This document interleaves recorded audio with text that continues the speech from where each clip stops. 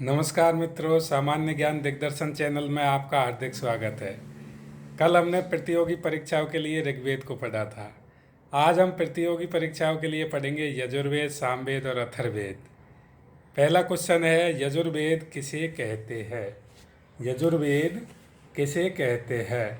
सहस्वर पाठ के लिए मंत्रों तथा बलि के समय अनुपालन के लिए नियमों का संकलन यजुर्वेद कहलाता है। सहस्वर पाठ के लिए मंत्रों तथा बलि के समय अनुपालन के लिए नियमों का संकलन यजुर्वेद कहलाता है।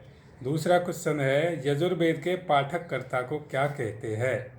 यजुर्वेद के पाठककर्ता को अधर्यु कहते हैं। यजुर्वेद के पाठककर्ता को अधर्यु कहते हैं।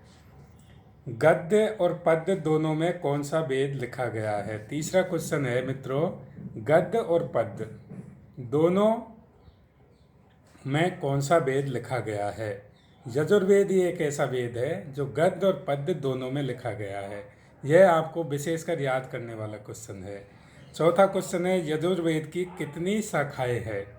यजुर्वेद की कितनी शाखाएं हैं, यह भी याद करने लायक क्वेश्चन है। यजुर्वेद की दो मुख्य शाखाएं हैं। दक्षिण भारत में कृष्ण यजुर्वेद शाखा और उत्तर भारत में शुक्ल यजुर्वेद शाखा। दो शाखाएं हैं यजुर्वेद की। दक्षिण भारत में कृष्ण यजुर्वेद शाखा, उत्तर भारत में शुक्ल यजुर्वेद शाखा। पांचवा क्वेश्चन है, यजुस् किसे कहते हैं? यजुस् किसे कहते हैं? यजुर्वेद के यज्ञ में कहे जाने वाले गद्यात्मक मंत्रों को यजुस् कहा जाता है। यजुर्वेद के यज्ञ में कहे जाने वाले गद्यात्मक मंत्रों को यजुस् कहा जाता है। यानी मित्रों, जो यज्ञ होता है और उसमें यजुर्वेद के जो गद्यात्मक मंत्र होते हैं, जो बोले जाते हैं, उच्चारित किए जाते हैं, उनको यजुस् कहा जाता है। क्वेश्चन नंबर 6, यजुर्वेद की रचना किस प्रदेश में हुई थी? यानी यजुर्वेद की रचना किस प्रदेश में हुई थी, यह भी याद करने लायक क्वेश्चन है। यजुर्वेद की रचना कुरुक्षेत्र के प्रदेश में हुई थी। यजुर्वेद की रचना कुरुक्षेत्र के प्रदेश में हुई थी और ऋग्वेद की रचना सप्त सिंधु क्षेत्र में हुई थी। यह भी पढ़ने लायक क्वेश्चन है। ऋग्वेद की रचना सप्त सिंधु के क्षेत्र में हुई थी। सातवां क्वेश्चन है, यजुर्वेद किस विषय प्रधान वेद है? यानी यजुर्वेद में मुख्यतः प्रकाश किस पर डाला गया है? यजुर्वेद में यज्ञों और हवनों के नियम और विधान है। यजुर्वेद में यज्ञों और हवनों के नियम और विधान है, अतः यह ग्रंथ कर्मकांड प्रधान है। अतः यह ग्रंथ कर्मकांड प्रधान है। यह वेद आर्यों के सामाजिक और धार्मिक जीवन पर भी विशेष प्रकाश डालता है। यजुर्वेद कई यज्ञों का वर्णन है। यजुर्वेद में कई प्रकार के यज्ञ भी बताए गए हैं, यह भी याद रखने लायक है। जैसे अग्निहोत्र नंबर 1, नंबर 2 अश्वमेध यज्ञ, नंबर 3 वाजपेय यज्ञ, नंबर 4 सोम यज्ञ, नंबर 5 राष्ट्र यज्ञ और नंबर 6 अग्नि चयन यज्ञ। इस प्रकार से 6 प्रकार के मुख्यतः यजुर्वेद में यज्ञ बताए गए हैं। आज हमने यजुर्वेद के बारे में पढ़ा। अब हम सामवेद के बारे में पढ़ेंगे। क्वेश्चन नंबर 8, भारतीय संगीत का जनक किस वेद को कहा जाता है? यह मुख्य क्वेश्चन है और परीक्षाओं में आता रहता है, इसलिए इसे हमें याद करने की आवश्यकता है। भारतीय संगीत का जनक किस वेद को कहा जाता है? भारतीय संगीत का जनक सामवेद को कहा जाता है। यह याद करने के लायक क्वेश्चन है। क्वेश्चन नंबर 9, सामवेद के पाठकर्ता को क्या कहते हैं? यानी सामवेद का जो पाठ करता है उसको क्या कहा जाता है? सामवेद के पाठकर्ता को पंचविश या उद्गात्र कहा जाता है। सामवेद के पाठकर्ता को पंचविश या उद्गात्र कहा जाता है। सामवेद की ऋचाओं को गाया जा सकता है। यानी सामवेद की जो रचनाएं हैं, सामवेद की जो ऋचाएं हैं, उन सभी ऋचाओं को आसानी से गाया जा सकता है। क्वेश्चन नंबर 10, संगीत के स्वर सरगम किस वेद में मिलते हैं? यानी मित्रों, सा रे गा मा पा धा नी सा, सा रे ग में पैधनिसा यह किस वेद में पाए जाते हैं? सामवेद में ही सारे गय में पैधनिसा का वर्णन किया गया है। सामवेद को त्रिवेणी भी कहा जाता है। अब सामवेद को त्रिवेणी क्यों कहा जाता है? क्योंकि सामवेद ज्ञान योग, कर्म योग और भक्ति योग की त्रिवेणी है, इसलिए सामवेद को त्रिवेणी भी कहा जाता है।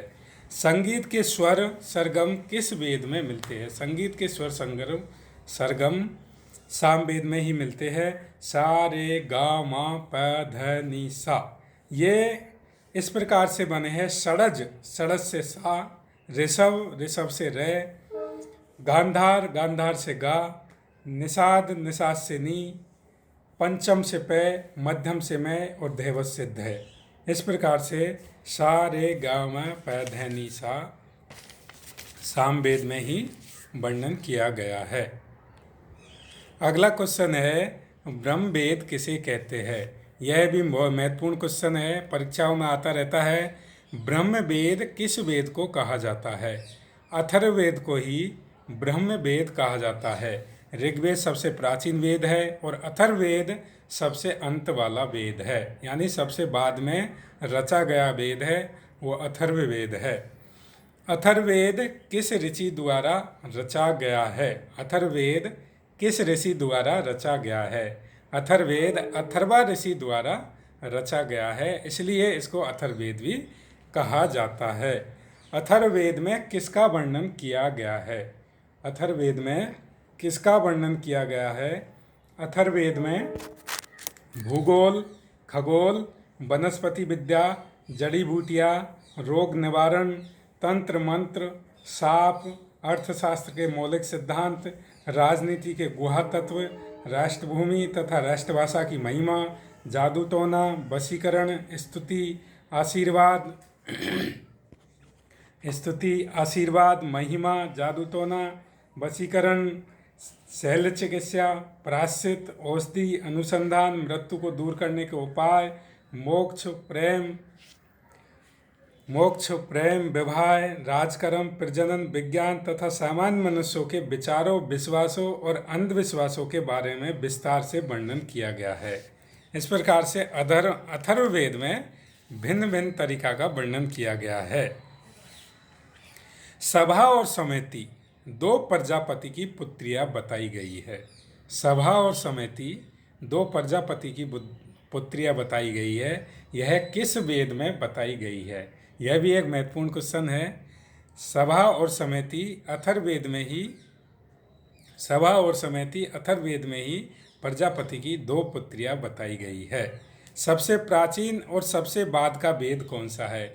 यह क्वेश्चन हमने पहले भी बताया था कि सबसे प्राचीन और सबसे बाद का वेद कौन सा है। सबसे प्राचीन ऋग्वेद है और सबसे बाद का वेद है वो अथर्ववेद है। वेदों को समझने के लिए कितने वेदांगों की रचना की गई है? यह भी महत्वपूर्ण क्वेश्चन है, यह भी परीक्षाओं में आता रहता है। वेदों को समझने के लिए कितने वेदांगों की रचना की गई है? वेदों को समझने के लिए 6 वेदांगों की रचना की गई है। पहला है शिक्षा, दूसरा है ज्योतिष, तीसरा है कल्प और चौथा है व्याकरण, पांचवा है निरुक्त और छठा है छंद। इस प्रकार से वेदों को समझने के लिए 6 वेदांगों की रचना की गई है। हाय मित्रों, आज अपन इतना ही पढ़ेंगे। यदि आपको हमारी ये वीडियो अच्छी लगती है तो लाइक करें, शेयर करें और सब्सक्राइब करें और कमेंट बॉक्स में हमें बताते रहे और क्वेश्चन भी पूछते रहे। हर क्वेश्चन का मैं आपकी सामान्य ज्ञान में निवारण करता रहूँगा। जय हिंद, जय भारत, जय श्री राम, जय श्री कृष्णा। सतीश प्रजापति का सभी को राम राम, सभी को नमस्कार।